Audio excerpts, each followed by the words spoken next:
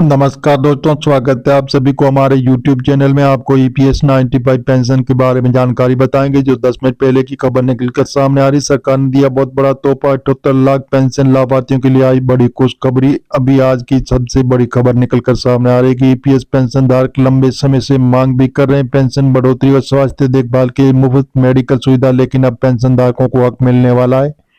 आइए ताजा खुशखबरी के बारे में बात करते हैं। बढ़ोतरी पर बदलाव, बनी संभावना। ईपीएफओ का केंद्र सरकार की बैठक। पेंशन बढ़ोतरी पर आई ताजा खुशखबरी।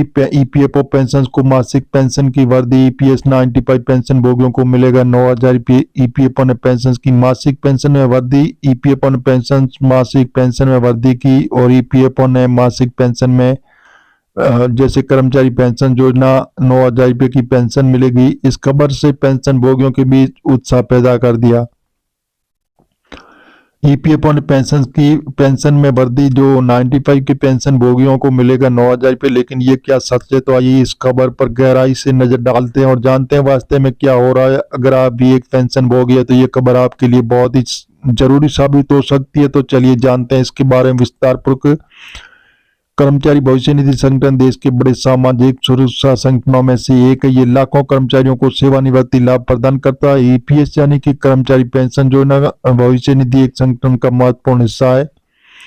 इस योजना के तहत कर्मचारियों को उनकी सेवानिवृत्ति के बाद नियमित मासिक पेंशन मिलती है। अब ऐसी खबरें आ रही है कि पेंशन में बड़ा इजाफा हो सकता है।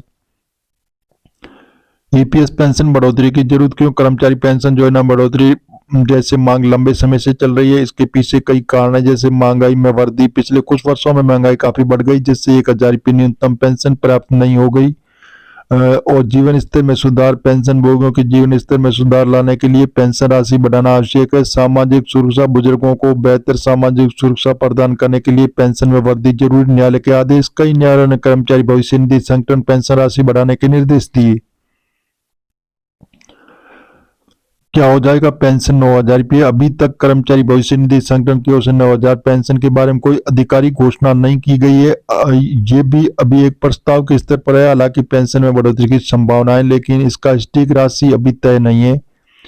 ईपीएफओ पेंशन बढ़ोतरी की प्रक्रिया और चुनौतियां। प्रस्ताव तैयार करना। कर्मचारी भविष्य निधि संगठन के अधिकारी पेंशन बढ़ोतरी का प्रस्ताव तैयार करते हैं। केंद्रीय न्याय बोर्ड की मंजूरी। प्रस्ताव को ईपीएफओ के केंद्रीय न्याय बोर्ड समक्ष रखा जाता है। श्रम मंत्रालय की स्वीकृति। बोर्ड की मंजूरी के बाद प्रस्ताव को श्रम मंत्रालय को भेजा जाता है। वित्त मंत्री की सहमति। श्रम मंत्रालय की स्वीकृति। बोर्ड की मंजूरी के बाद प्रस्ताव को श्रम मंत्रालय को भेजा जाता है।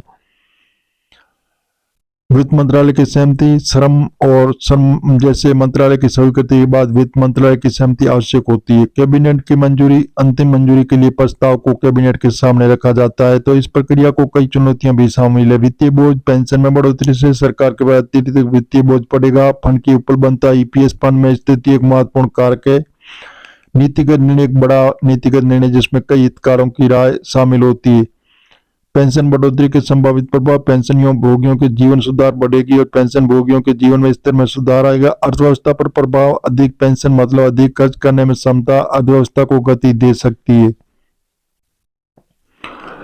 तो जी हाँ दोस्तों, सामाजिक सुरक्षा में वृद्धि। ये कदम बुजुर्गों की सामाजिक सुरक्षा को मजबूत करेगा। दबाव। बढ़ी हुई पेंशन कर्मचारी भविष्य निधि संगठन पर अतिरिक्त वित्तीय बोझ डाल सकती है। पेंशन की राशि। वर्तमान स्थिति में भविष्य की संभावना। वर्तमान में कर्मचारी पेंशन योजना के तहत न्यूनतम 1,000 रुपये प्रति माह। हालांकि यह राशि वर्तमान आर्थिक परिदृश्य से अपर्याप्त मानी जाती है, इसलिए पेंशन में बढ़ोतरी की मांग लगातार बढ़ रही है। भविष्य में ईपीएस पेंशन में कई बदलाव हो सकते हैं, जैसे डिजिटलीकरण। कर्मचारी भविष्य निधि पेंशन प्रक्रिया को और अधिक डिजिटल बनाने की योजना बना रहा है। लचीली पेंशन व्यवस्था। भविष्य में पेंशन राशि को महंगाई दर से जोड़ा जा सकता है। और निवेश विकल्पों में विविधता। ईपीएस पेंशन पर में निवेश विकल्पों में बदलाव की संभावना। तो जी हाँ दोस्तों, इस प्रकार जो ईपीएस 95 के 78 लाख पेंशन लाभार्थियों के लिए आई बहुत बड़ी खुशखबरी। सरकार देने जा रही है बहुत बड़ा तोहफा। जी हाँ दोस्तों, अभी आने वाले दिनों में पेंशन धारक होंगे माला माल। बताया जा रहा है बहुत लंबे वक्त से मांग कर रहे हैं पेंशन धारक पेंशन बढ़ोतरी को लेकर। अब सरकार ने बहुत ही बड़ा कदम उठाया पेंशन बढ़ाने के लिए। सरकार दे रही है बहुत बड़ा तोहफा, जो आने वाले दिनों में लागू किया जाएगा कि पेंशन धारक होंगे माला माल।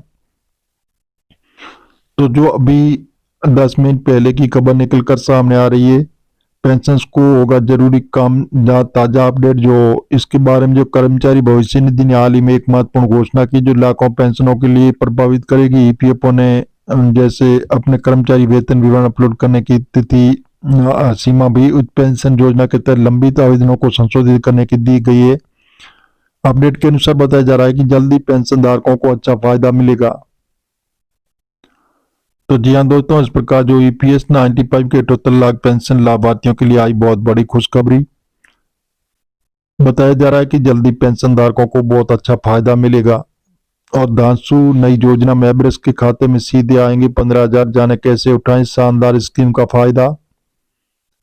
ईपीएफओ स्कीम में अगर आप भी ईपीएफओ कर्मचारी भविष्य निधि संगठन के मेंबर है तो आपके लिए एक शानदार लाभकारी खबर है। ईपीएफओ ने हाल ही में एक नई योजना शुरू की है जिसमें मेंबर्स के खाते में सीधे 15,000 जमा किया जाएगा। ये योजना सिर्फ आपके भविष्य को सुरक्षित बनाएगी, आपको वित्तीय सुरक्षा प्रदान करेगी। आज इस वीडियो के माध्यम से योजना के बारे में पूरी जानकारी देंगे, जो इसका लाभ कैसे उठा सकते हैं और क्या कदम उठाना होगा आपको।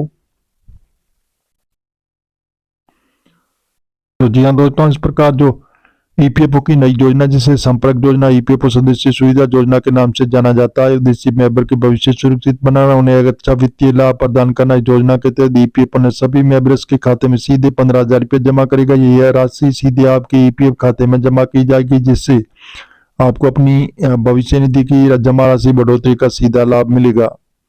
सुरक्षित भविष्य योजना आपके भविष्य को सुरक्षित करने के लिए ताकि आपकी सेवानिवृत्ति के बाद किसी प्रकार की आर्थिक तंगी का सामना न करना पड़े। आर्थिक सुरक्षा ईपीएफओ के जरिए आपको वित्तीय सुरक्षा मिलती है जिससे आपको परेशानियों का सामना नहीं करना पड़ेगा। सरकारी सहायता ईपीएफओ का ये कदम सरकार की ओर से वित्तीय सहायता के रूप में उठाया गया है।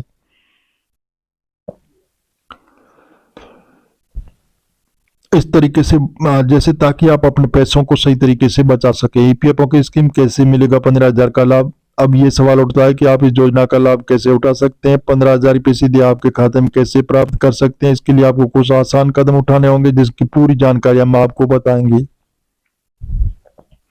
इस योजना का लाभ केवल उन्हीं लोगों को मिलेगा जो ईपीएफओ के सदस्य। अगर आप पहले से ईपीएफओ का सदस्य है तो आप इसका लाभ उठा सकते हैं। आप अभी तक ईपीएफओ सदस्य नहीं है तो आप पहले ईपीएफओ में रजिस्टर करना होगा। ईपीएफओ की योजना का लाभ उठाने के लिए आपको ऑनलाइन आवेदन करना होगा जिसके लिए आपको ईपीएफओ के अधिकारी की वेबसाइट पर जाना होगा। यहाँ आपको ऑनलाइन सेवाएं ईपीएफओ योजना संबंधित आवेदन पत्र भरना होगा और आधार कार्ड बैंक खाता लिंक करना जरूरी होगा। इस योजना का लाभ तभी मिलेगा जब आपका आधार कार्ड बैंक खाता ईपीएफओ से लिंक होगा। अगर आपका बैंक खाता और आधार कार्ड पहले से लिंक नहीं है तो आप इसे तुरंत लिंक करवाना होगा, जिसका अकाउंट सही विवरण देना होगा और ये सुनिश्चित आपके ईपीएफओ खाते से जानकारी दी गई है कि वह आपके खाते की जानकारी गलत है तो आप इस योजना का लाभ नहीं मिलेगा।